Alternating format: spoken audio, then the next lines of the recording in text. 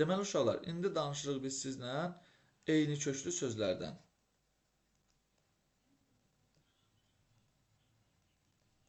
Eyni köklü sözlər. Biz eyni köklü sözlərə 3 tələb verəcəyik. Birinci tələbimiz budur. Eyni köklü sözlər düzəltmə olmalıdır. Düzəltmə olmalıdır. Yəni, bunun başqa forması yoxdur. İkincisi, eyni köklü sözlərin kökü eyni nitq hissəsinə aid olmalıdır. Kökü eyni nitq hissəsi olmalıdır. Üçüncü tələbimiz budur ki, kökləri eyni mənanı verməlidir.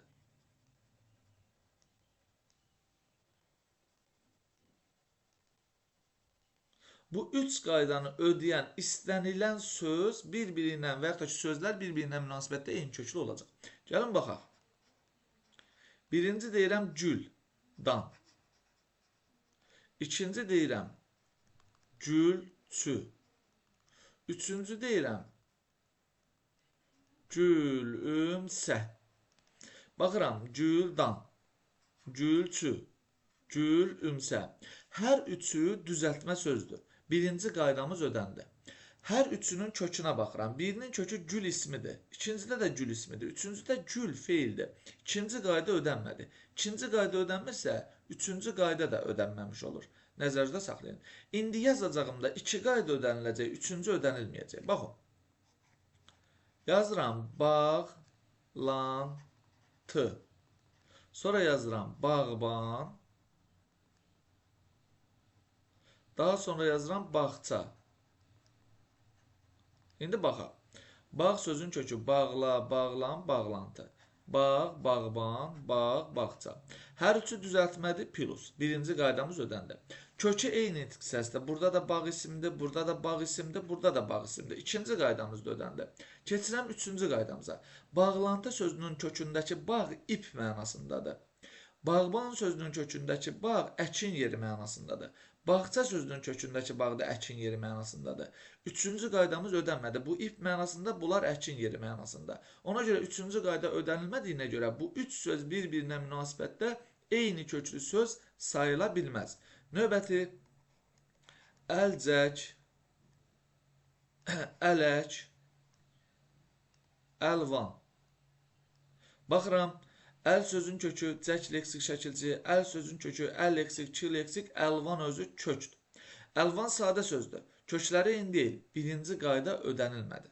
Nəzərdə saxlayın. Artıq digər qaydaların ödənilməyinin heç bir əhəmiyyəti yoxdur. Bu eyni köklü sözlər kimi verilə bilməz. Sonra baxaq. Ovlaq, ovçu, ovlamaq.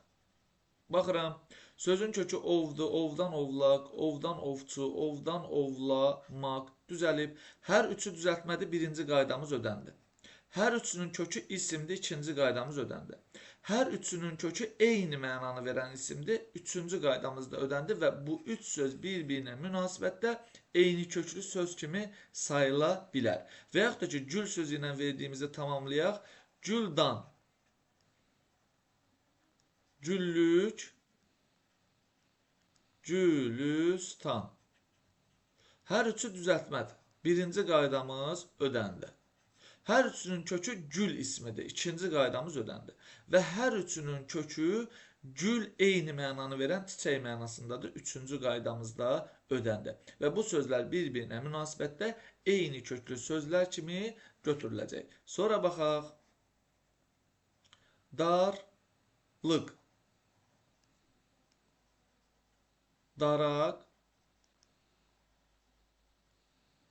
daraşmaq. Baxıram, bunun kökü dardır, dardan darlıq.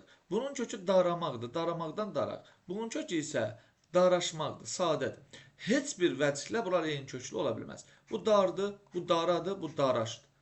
Başa düşürsünüz? Bunlar ümumiyyətlə eyni köklü sözlər kimi verilə bilməz. Bu bizim eyni köklü sözlər haqqında bilməli olduqlarımız. Sadə söz eyni köklü olmaz. Mürəkkəb söz eyni köklü olmaz uşaqlar, nəzərinizdə qalsın. Sonra nəyi bilməliyik biz? Sonra düz sözü ilə, ki bunlar çox düşür, sıx sözü haqqındakı qaydamızı bilməliyik. Nəzərdə qalsın, düz sözə amonimliyi çox olsa da mən ikisini deyəcəm. Düz sözə həm feil, həm sifət kimi. Sıx sözə həm feil, həm sifət kimi işlənə bilir. Ona görə bunlarla düzələn sözlərin kökünün hansı nitq hissəsi olduğunu bilməliyik buna və buna görə. Baxın uşaqlar, düz və sıx sözlərinə əgər 4 variantlı şəkilçi qoşularsa, kök olacaq feil. Əgər 2 variantlı şəkilçi qoşularsa, kök olacaq sifət. Məsəl üçün, düz, ülmək, düz, ücü. Sonra bir də yazaq düzləşmək. Sonra yazaq düzəlmək. Düzəlmək. Gəlin bir-bir baxaq.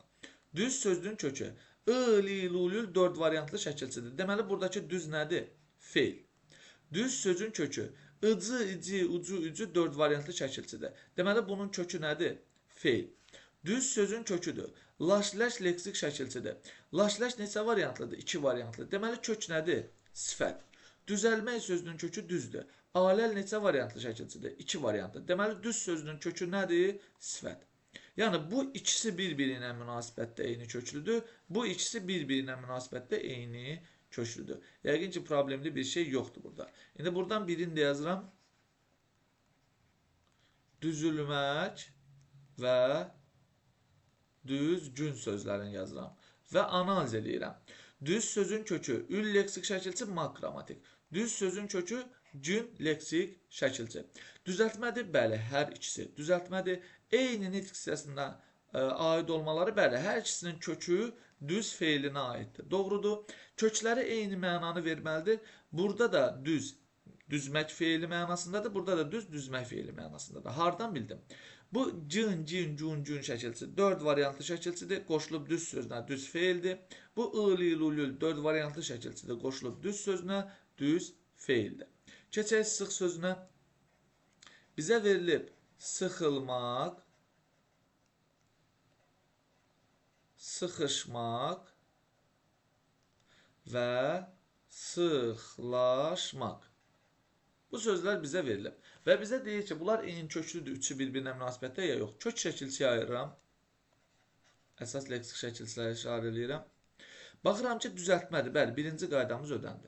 İkinci qayda, kökləri eyni nitq hissəsinə aid olmalıdır. Baxaq. ıl-il-ul-ül 4 variantlıdır, sıx feildir. ış-iş-uş 4 variantlıdır, sıx feildir. Laş-ləş 2 variantlıdır, sıx sifətdir. İkinci qaydamı ödənmədi. İkinci qayda ödənmədisə, üçüncü qayda da ödənmir və bunlar eyni köklü sözlər sayılmayacaqlar. Yadınızda qalsın. Sonra, nəzərinizdə qalsın nə? Bunların içində lıq, liq, luq, lüq 4 variantlı şəkilçi olsa da, istisna şəkilçidir bu. Yəni, lıq, liq, luq, lüq düz və sıx sözlərinə qoşulanda belə, düz və sıx sözünün kökü, yəni düz və sıx sözü sifət olacaq. Yəni, mən buraya yazsam, düzlük, burada lıq, liq, luq, lüq leksik şəkilçidir. 4 variantlı olmasına baxmayaraq, düz burada sifətdir. Ona görə də düzlük sözündən düzəlmək sözü bir-birinə münasibətdə leksik, eyni köklü sözlər olacaqlar. Niyə eyni köklü olacaqlar? Bunun da kökü sifətdir, bunun da kökü sifətdir. Problem yəqin ki, yoxdur burada. Siz ümumiləşdirib belə də yadınızda saxlaya bilərsiniz. Əgər bu sözlərə laş-ləş şəkilçisi qoşulursa, al-əl şəkilçisi qoşulursa, lıq, liq, luq, lüq şəkilçisi qoşularsa, kök olacaq sifət. Digər hallarda isə kök olacaq feil. Yəqin ki, burada problemli bir şey olmayacaq sizin üçün. Daha sonra biz bəzi anlayışları bilməliyik. Biz sözün kökü anlayışını bilirik. Birincisi olsun sözün kökü. Sözün kökü. İkinci anlayışımız sözün yarandığı nitq hissəsidir. Sözün yarandığı nitq hissəsi.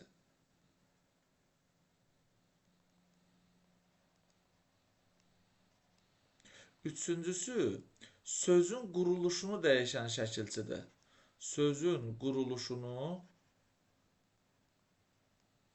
dəyişən şəkilçi.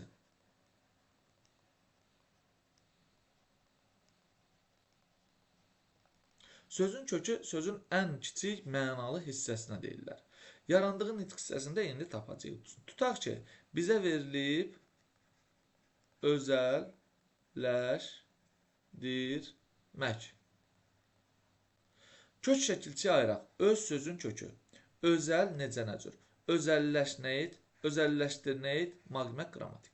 Deyir sözün kökü hansı nitq hissəsidir? Kök budur. Ən kiçik mənalı hissə nə olacaq? Əvəzlik olacaq. Bəs sözün yarandığı nitq hissəsi hansıdır? Yadda saxlayın uşaqlar. Sözün yarandığı nitq hissəsi dedikdə sonuncu leksik şəkilçi atılmaq şərti ilə yerdə qalan hissə nəzərdə tutulur. Sonuncu leksik şəkilçi atılmaq şərti ilə. Sonuncu leksik şəkilçi dırdirdir. Atıram dırdiri buradan. Yerdə nə qaldı? Özəlləşmək. Özəlləşmək hansı nitq hissəsidir? Özəlləşmək feildir. Deməli, özəlləşdirmək sözünün kökü əvəzlidir, yarandığı nitq hissəsi isə feildir. Yadımızda qalar yəqin ki. Sözün quruluşunu dəyişən şəkilçidən birazdan danışacağım. Sonra baxaq. Sın, sınıq, sınıqçı, sınıqçılıq. Baxıram, sözün kökü sın feilidir. Sından sınıq, sınıqdan sınıqçı, sınıqçıdan da sınıqçılıq yaranıb. Bizə deyir sözün kökü nədir? Deyirəm, sözün kökü feildir. Sınmaq feili. Söz hansı nitq hissəsindən yaranıb? Sonuncu leksik şəkilçini atıram, yerdə qalan hissəyə baxıram. Sınıqçı ismindən yaranıb. Sınıqçılıq ismi sınıqçı ismindən yaranıb. İsmindən. Burada yəqin ki, problemlə belə deyək, qarşılaşacağınız məqam yoxdur. Növbətini də deyirəm, toplantıdakı. Konkret. Top sözün kökü. Topla, toplan, toplantı, toplantıdakı. Sözün kökü hansı nitq hissəsidir? Top, isim. Top ismidir sözün kökü. Yarandığı nitq hissəsi hansıdır? Toplantıdakı dakını atıram, yerdə qalır toplantı. Toplantı hansı nitq hissəsidir uşaqlar? Toplantı isimdir. Deməli, bu sözün kökü də isimdir, yarandığı nitq hissəsi də isimdir. Bu qədər sadə. Sonra sözün quruluşunu dəyişən şəkilçi. Yazıram bura uşaqlar, tutaq ki, ələkdə. Ələkdə. Sözün kökü əldir.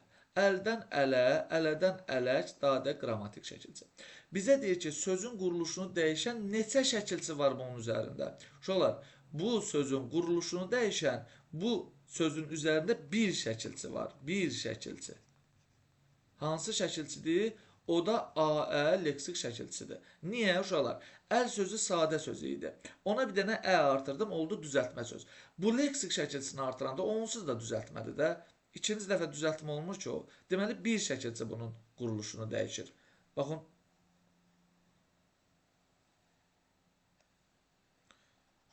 Çox, çoxalt, çoxaltdırmaq. Gəlin bunu kök şəkilçiyə ayıraq. Çox sözün kökü. Al leksik, t leksik, dır leksik, mak qrammatik. Bu sözün kökü hansı nitq hissəsidir? Üçü ilə də təhlil edirəm. Sözün kökü saydır. Düz deyilmi? Say. Sözün yarandığı nitq hissəsi hansıdır? Sonuncu leksik şəkilçisini atıram. Çoxalt. Feildən yaranıb bu söz. Sözün quruluşunu dəyişən neçə şəkilçi var? Çox sadə söz idi. Al artırdım bura, oldu düzəltmə. T da bunu düzəltmə saxlayır, dır da bunu düzəltmə saxlayır. Ona görə bir dənə şəkilçi bunu quruluşunu dəyişir. Bir şəkilçi. O da al şəkilçisidir ki, bunun quruluşunu dəyişir. Ümid edirəm ki, bura kimi heç bir problem olmadı. Sözün başlanğıc forması deyəndə uşaqlar, onu da deyim, başlanğıc forma.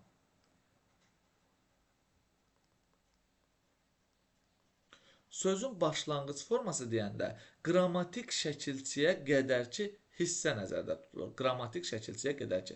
Bax, sınıqçılıq sözündə qrammatik şəkilçi yoxdur, özü başlanğıc formadadır. Toplantıdakı sözündə qrammatik şəkilçi yoxdur, söz özü başlanğıc formadadır. Bir sözün üzərində qrammatik şəkilçi varsa, o artıq başlanğıc formadan çıxıb. Yəni, maqmək bunu başlanğıc formadan çıxardıb. Dilimizdə uşaqlar 4 dənə şəkilçi var. Dakı, dəki, çı, ki, çu, çü, sız, siz, susuz və cil. Bu sözlərdən əvvəl qrammatik şəkilçi gələ bilər. Digər heç bir şəkilçidən əvvəl qrammatik şəkilçi gələ bilməz. Məsələn, baxın, əmim, cil. Əmi sözün kökü. qrammatik şəkilçi, şəxs, mənsubiyyət, cildə leksik şəkilçi. Başlanğıc forması hansıdır bunun?